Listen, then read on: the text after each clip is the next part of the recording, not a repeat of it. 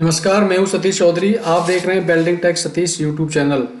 दोस्तों, इस वीडियो में मैं आपको बताने वाला हूं वेल्डिंग ट्रेड के कुछ ऐसे क्वेश्चंस जो आपकी CITS के पिछले पेपरों में पूछे गए हैं। अभी CITS का एंट्रेंस एग्जाम आने वाला है, तो उसके रिगार्डिंग बहुत सारे स्टूडेंट का कमेंट्स आ रहा था कि सर वेल्डर के प्रीवियस क्वेश्चंस हमको बताइए जिससे कि एंट्रेंस एग्जाम में उनको आसानी हो। तो ये मैंने कुछ 25 क्वेश्चन पिक किए हैं जो पहले CITS के एंट्रेंस एग्जाम में आए हुए हैं। तो बेसिक क्वेश्चन है, तो इसमें मैं आपको बताऊंगा स्टेप बाय स्टेप। अगर आप चैनल पर नए हैं तो welding tech Satish YouTube channel को सब्सक्राइब करें और बेल आइकन को प्रेस कर लें जिससे आने वाली वीडियो का नोटिफिकेशन सबसे पहले आप तक मिल सके। ज़्यादा देर ना करते हुए हम चलते हैं अपने मेन टॉपिक की तरफ। तो यहाँ मैं आपको स्टेप बाय स्टेप ये 25 क्वेश्चन आपको सॉल्व करके बताऊंगा। तो यहाँ हम आ गए अपने क्वेश्चन पेपर पर। तो यहाँ क्वेश्चन पेपर पर सबसे पहले क्वेश्चन है the starting voltage as compare to voltage during welding in manual metal arc welding. तो यहाँ आपको बताना है जो स्टार्टिंग वोल्टेज रहता है उसको हम कंपेयर करें वेल्डिंग के उस वोल्टेज से जिस समय वेल्डिंग हो रही हो। यानी जब वेल्डिंग नहीं हो रही होती है तो वोल्टेज मशीन का कुछ और रहता है, और जब वेल्डिंग मशीन चालू हो जाती है और वेल्डिंग प्रक्रिया स्टार्ट हो जाती है तो मशीन का वोल्टेज कुछ और होता है। तो यहाँ पर ये हमारा क्वेश्चन आंसर जो क्वेश्चन है, जो सेकंड वाला क्वेश्चन राइट रहेगा, क्योंकि स्टार्टिंग का वोल्टेज अधिक रहता है और जैसे ही वेल्डिंग प्रक्रिया चालू हो जाती है तो फिर वोल्टेज कम हो जाता है और एम्पियर बढ़ जाता है। तो क्वेश्चन नंबर बी आंसर सही है, यानी मोर। अब क्वेश्चन नंबर सेकंड है the ratio between the heat liberated at positive and negative pole in arc welding. Arc welding में जो रेशियो है पॉजिटिव पोल पर और नेगेटिव पोल पर, तो जो करंट रहता है उसका रेशियो क्या रहता है। तो ये आंसर नंबर सी राइट है इसका। पॉजिटिव पोल पर दोगुना करंट रहता है और नेगेटिव पोल पर एक गुना रहता है, यानी 67% पॉजिटिव पोल पर और नेगेटिव पोल पर 33%। The surface and subsurface cracks in the weldment of magnetic alloy can be inspected by। यानी जो सरफेस क्रैक्स हैं और जो सब सरफेस क्रैक्स हैं उनको हम किससे देख सकते हैं, ये हम किससे पता करेंगे। तो ये क्वेश्चन नंबर इसका डी राइट है, मैग्नेटिक पार्टिकल टेस्ट। मैं सारे ऑप्शन नहीं बोल रहा हूँ जिससे कम समय लगे। नेक्स्ट क्वेश्चन है क्वेश्चन नंबर फोर्थ है in electric welding the supply voltage generally.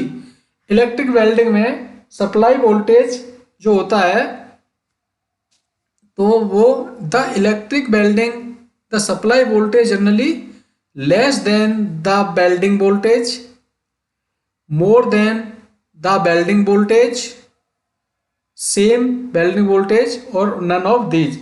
यानी electric welding supply voltage generally more than welding voltage. Option C right है, मोर देन वेल्डिंग वोल्टेज, क्योंकि वेल्डिंग वोल्टेज से ज़्यादा वोल्टेज रहता है supply voltage में। Next question है workshop safety is the responsibility of. Workshop safety की जो रेस्पॉन्सिबिलिटी है ये किस किस पर निर्भर करती है, एम्प्लॉय ओनली या employer only, employee and employer.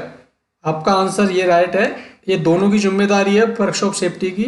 Employer की भी जिम्मेदारी है और एम्प्लॉय की भी जिम्मेदारी है, दोनों सी है। नेक्स्ट क्वेश्चन है the right way to detect the location of gas leak is to. यानी एक सही तरीका क्या है जो गैस की लीकेज को पता करने का। तो आपको सबको पता होगा, use A brush and soap solution. यानी गैस की लीकेज का पता करते हैं साबुन युक्त पानी से। नेक्स्ट क्वेश्चन है if a worker has suffered from electric shock he should be. एक वर्कर है उसको बिजली का झटका लगा हुआ है, तो आपको क्या करेंगे आप, गिवन एल्कोहल बिल्कुल नहीं, गिवन कोल्ड ड्रिंक बिल्कुल नहीं, आप ये करेंगे उसको कीप वार्म एंड कवर्ड। यानी उसको गर्म रखेंगे और एक गर्म रखने का प्रयत्न करेंगे और उसको कवर करके कंबल में उड़ा करके हम उसको रख देंगे जिससे उसकी बॉडी हीट रहे। नेक्स्ट क्वेश्चन है विच out of following is a weld defect, इनमें से कौन सा वेल्ड डिफेक्ट है? Heat affected zone, penetration, fusion zone, तो इसमें से जो डिफेक्ट है वो अंडरकट है। नेक्स्ट क्वेश्चन है which two gases from the atmosphere must be prevented from entering the belt metal, कौन सी दो गैसें हैं वातावरण में जो हमारे बेल्ट मेटल में आने से जिनको रोकना पड़ता है? तो ये ऑक्सीजन और नाइट्रोजन को पिघले हुए मेटल में ना ये अपनी अपक्रिया करें, इसलिए उनको रोकना पड़ता है। नेक्स्ट क्वेश्चन है as compare to an air cooled welding machine an oil cooled welding machine has a, यानी एयर कूल्ड वेल्डिंग मशीन जो है ऑयल कूल्ड वेल्डिंग मशीन की अपेक्षा तो ये लोअर ड्यूटी साइकिल, यानी ऑयल कूल्ड ज़्यादा बेटर रहती है और एयर कूल्ड कम बेटर रहती है। नेक्स्ट क्वेश्चन है presence of slag on the surface of molten metal, तो increase the ratio rate of cooling, decrease the rate, ये ऑप्शन इसका बी राइट है, decrease of the rate of cooling, यानी जो स्लैग है, स्लैग सरफेस के ऊपर है पिघले हुए मेटल के ऊपर, तो वो जो इसके मेटल को ठंडा होने की जो दर है उसको कम करेगा। Next question how is the arc normally restarted after it is broken, यानी आपकी जो आर्क है उसको आपको रीस्टार्ट करना है, जब आर्क बुझ जाए तो उसको रीस्टार्ट आप कैसे करेंगे? तो इसका तरीका ये आपको ढूंढना है इसमें। तो strike the arc again on the Beed behind the crater and move ahead, यानी आर्क स्टार्ट करनी है बीड के पीछे से और क्रेटर एंड मूव्ड अहेड नहीं।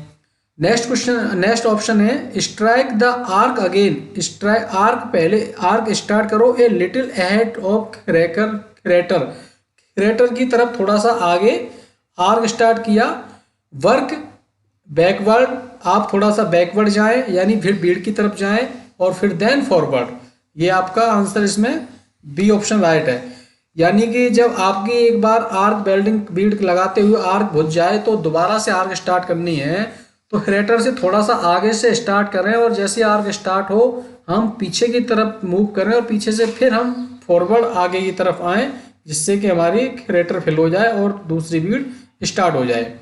नेक्स्ट क्वेश्चन है question number 13 what may happen if slag is not removed from a bead before depositing another on it, यानी कि स्लैग को अगर बीड से रिमूव नहीं किया गया दूसरी बीड लगाने से पहले, इसका मतलब ये है तो क्या होगा unwrapped slag will weaken the belt, यानी जो स्लैग है जो अंदर रह गया है वो बेल्ट को कमजोर करेगा, क्योंकि जब आप बिना स्लैग को हटाए हुए दूसरी बीड लगा दोगे बीड के ऊपर तो कुछ स्लैग उसमें बेस मेटल में आपके बीड में अंदर की तरफ रह जाएगा, जिससे हमारा बेल्ट मेटल कमजोर, बेल्ट जॉइंट है वो कमजोर हो जाएगा। नेक्स्ट क्वेश्चन है the semi circular deposit on the belted bead in called, यानी semi circular deposit on the belted bead is called, तो ये होता है हमारा crater, reinforcement, crater, sealing run, none of these. Semi circular deposit on the belted bead is called reinforcement. Next question है the density of slag की density कितनी होती है? More then that of molten metal, यानी पिघले हुए metal से ज़्यादा या सेम या पिघले हुए मेटल से कम। तो स्लैग की जो डेंसिटी रहती है वो हमेशा मोल्टन मेटल से कम रहती है और इसी का रीजन है कि स्लैग वेल्डिंग बीड के ऊपर तैरता है, यानी वेल्डिंग बीड के ऊपर आता है डेंसिटी कम होने की वजह से। नेक्स्ट क्वेश्चन है shield and helmets are made dead black in colour because, इसका राइट आंसर है it reduce reflection of light, ये जो है लाइट के रिफ्लेक्शन को कम करता है। Next question, A depression form at the end of belt Beed is called, यानी बेल्ट बीड के आखिरी में एक डिप्रेशन फॉर्म में बना हुआ जो है उसको कहते हैं हम crater. Next question, when is not using keep the electrode on a support which is, when not using, जब आप यूज नहीं कर रहे हो, keep the electrode on a support, keep the electrode on a support, और electrode को support के साथ रखा हुआ, यानी आप बेल्डिंग तो नहीं कर रहे हैं और इलेक्ट्रोड को आपने सपोर्ट से कीप कर रखा हुआ है, यानी आपको जो अर्थिंग से दूर रखा हुआ है। Which is insulator, conductor, crater, none of these. ये क्वेश्चन मुझे आप लोगों को बताना है, ठीक है। 18 वाले क्वेश्चन को आप मुझे बताओगे कि इसमें क्या आएगा, पूरी डिस्कशन करके और थोड़ा सा डिटेल से समझाने की आप कोशिश करें। क्वेश्चन नंबर 19वां है, धन्यवाद। यानी प्रोटेक्टिव क्लोथ और जो बेल्डर के जो प्रोटेक्टिव क्लोथ हैं, जो उनकी पीपीई हैं, उनको अब वो लूज है, इट इज इंसुलेटिव प्रॉपर्टी, तो dry, wet, conductor, none of these. मेरे हिसाब से इसमें नन ऑफ दीज है, क्योंकि अगर वेल्डर की जो यूनिफॉर्म प्रोटेक्टिव क्लोथ हैं वो लूज रहेंगे तो सूखे, वेट, कंडक्टर, इनमें से कोई भी मैच नहीं खाता, इसलिए none of these. Next question है question number 20, the metal arc welding process is, metal arc welding जो कौन सा प्रोसेस है, ये है fusion welding, resistance welding, pressure welding, forge welding, metal arc welding, fusion welding.